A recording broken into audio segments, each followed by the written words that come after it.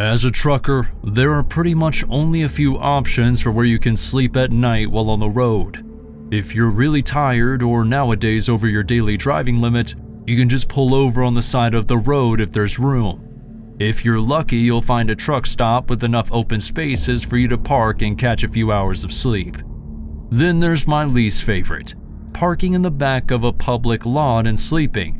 The most common places you'll find truckers doing this are at big stores like Walmart, but just because it's common doesn't always mean it's safe. That being said, one of my worst nights on the road was when I happened to be picking up a large shipment from a department store in the same plaza as a Walmart.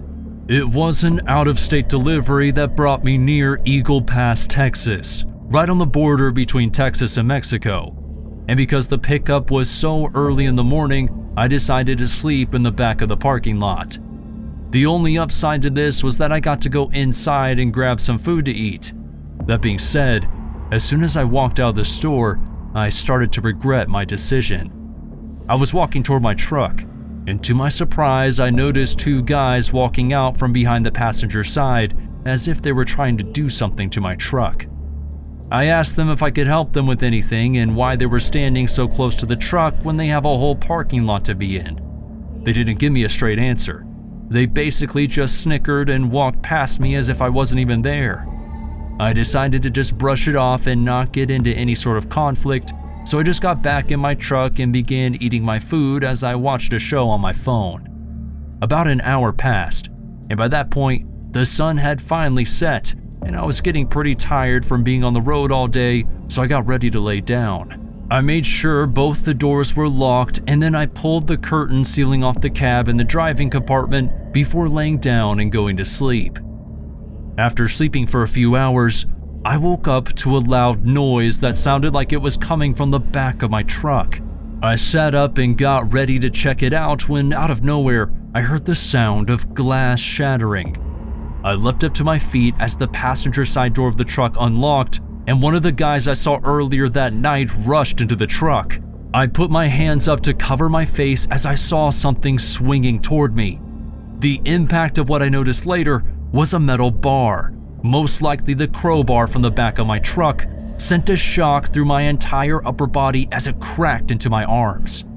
I fell backward, but was quickly grabbed and pulled out of the truck before being thrown onto the cold parking lot. I looked up, but my eyes took a second to adjust to the street lights, and by the time I was able to see the two people standing over top me, I felt the metal bar slam down on me. I keeled over and began laying in the fetal position as the two guys continued to hit me, and when they were finally finished, I could feel them rummaging through my pocket.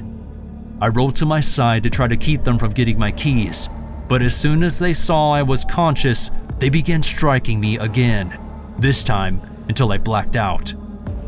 I don't know how long I was unconscious, but when I finally woke up, I could tell that I wasn't on the gravel anymore. I couldn't see anything around me, but as I felt around with my hands, I realized that I was in the back of my truck with the shipment. I took a second to take everything in, and I realized how hard it was for me to breathe. With each breath I took, it felt like I was being stabbed in the lungs. Before I could bring myself to sit all the way up, I felt a bit of shaking, which told me that the two guys had stolen my truck with me in the back of it. I tried my best not to move at first because of the pain that I was feeling from almost every side of my body. But as I felt the truck slowly come to a stop, I knew that I needed to get ready for anything. I didn't know where we were or what these guys wanted. I slowly sat myself up and then managed to bring myself onto my knees. I slowly crawled toward the back of the truck toward the door. I didn't really have a plan. I just knew that once they opened the door, I needed to get as far away from them as possible by any means necessary. The moments passed and there was no movement from the front of the truck or the truck itself since we stayed parked. But after what felt like an hour, I finally heard the sound of both the driver and the passenger side door opening and closing. I prepared myself as I heard the latch at the bottom of the door unlocking. As it slid open though, I was unable to move as I was blinded by two flashlights pointed right at me. That was when I heard something I didn't expect. It turned out the two guys who mugged me and stole my truck were driving so poorly that they got themselves pulled over. I was now staring at two uniformed officers who promised me that an ambulance was on the way and that I was going to be just fine.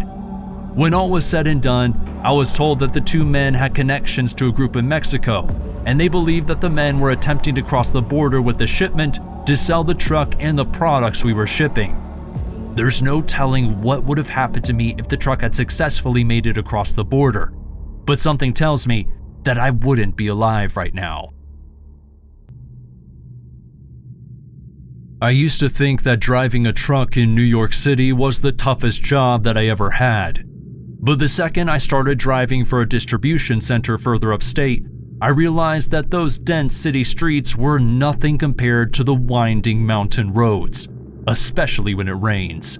Now, my biggest mistake came when I was dragging old habits from driving in the city to the new area that I was working in. It was my third week on the job, and I was heading from the warehouse in Wurtsboro, New York, with a shipment that was going up toward Albany. It was about 1:30 in the morning when I noticed that the rain was starting to come down, and I turned my wipers on.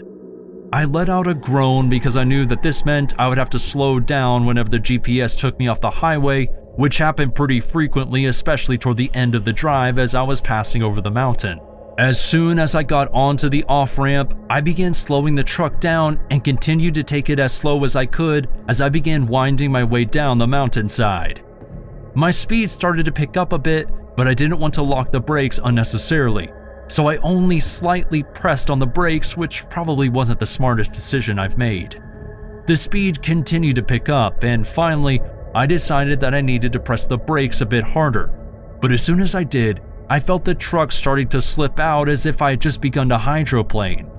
I finally felt my tires gain traction again, and I slammed down on the brakes, but it was too late.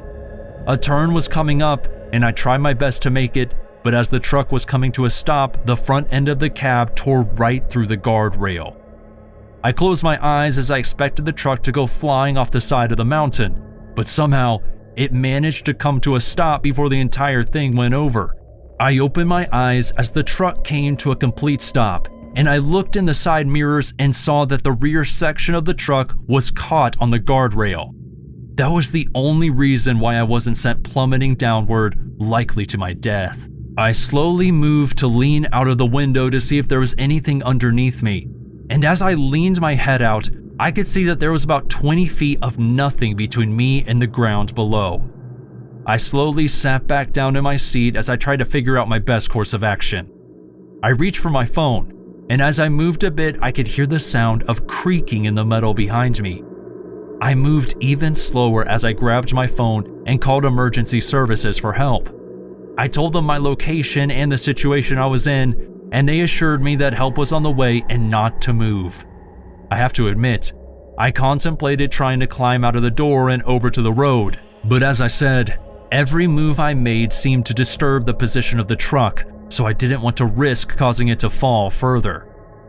I sat there for 3 hours as I waited for the fire department to reach me. With each gust of wind that blew by, I prayed that the truck would hold me up. Finally, the fire department figured that their best course of action would be to lean a ladder out toward my truck with a harnessed up fireman on it. Once he got to my door, he asked me to slowly open it, but to not let it swing open. I moved as cautiously as possible as I reached for the handle and opened the door. I tried to open it slowly like he said, but as soon as it was cracked, the wind whipped up and tossed it open. The truck shook a bit and all of us held our breath wondering what was going to happen.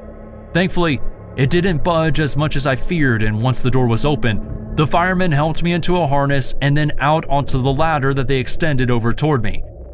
I crawled back to the safety of the road and looked back to my truck as I wondered what was going to happen. The emergency services informed me that a towing company would be called to move the truck and get it off the mountain, but in the meantime, I was given a ride to the nearest hospital to make sure that I didn't have any injuries. I was fine though. The truck was in far worse shape than I was, considering that it took them a whole day to pull it back onto the road. The frame was damaged beyond repair. The only bright side of the entire event was that I came out of it unscathed. Whenever I needed to pull a really early shipment from a warehouse, I prefer to just sleep in my truck in the parking lot rather than going home and driving to the warehouse to pick up the rig in the morning. The peace you find can often turn into something haunting. I learned that it was probably best for my own peace of mind to stop looking out the truck windows at night after what I saw underneath the streetlights. I still can't quite explain it, but I'm almost positive that it was another person, but their actions were so strange. You see, it was the middle of June on a night after it had just rained, so the air was filled with a thick fog that made it nearly impossible to see anything. Even the lights in the parking lot only seemed to be able to brighten up the spot directly underneath them. As I sat in my truck, getting settled in for the night, I pulled out my hot plate and got ready to make a small box of mac and cheese for myself. Normally, that was my favorite part of the night, but for some reason, I couldn't shake this feeling that there was someone watching me. I kept looking out the windows and around the truck, but from what I could tell at first, there was nothing or no one there. I decided to cook and then eat my food as the time continued to flow. And just as I was getting ready to step outside and rinse the pot that I cooked in out with a jug of water that I kept in the back, I saw it. Looking through the passenger side window, I could see what seemed to be a figure dressed all in white, standing underneath the streetlight. It was hard to distinguish what it was that I was looking at from the fog that surrounded it, but as I continued to look, I could make out more and more details. After sitting in the passenger seat just watching them, it appeared as if they were staring directly back at me. Now, even though everything in my body was telling me to just stay in the truck, I also started to wonder if maybe it was just a warehouse worker who might need help with their car or something. Against my better judgment, I began rolling my window down a bit and called out from my truck, asking them if they needed any help, but there was no response. The figure just cocked its head to the side a bit and continued to stare in my direction. After a moment of silence passed, I was too uncomfortable to leave the window open anymore, so I closed it and then made sure that all the doors were locked and secured. I turned to look over to the driver's side to make sure that the door was locked all the way, and by the time I looked back to the streetlight, the figure was gone. For a second, I felt a bit of relief, but then that overwhelming feeling of something watching me was back. I frantically looked around the fog, hoping to catch a glimpse of where that person went. It took me a moment, but eventually, I found them. I practically jumped out of my seat and into the back of my cab out of fear as I noticed that they were now walking toward my truck with their heads still cocked to the side. Even though I was sure that I was looking at a person, I couldn't help but get the sense that there was something much darker involved here, even though I know that's ridiculous.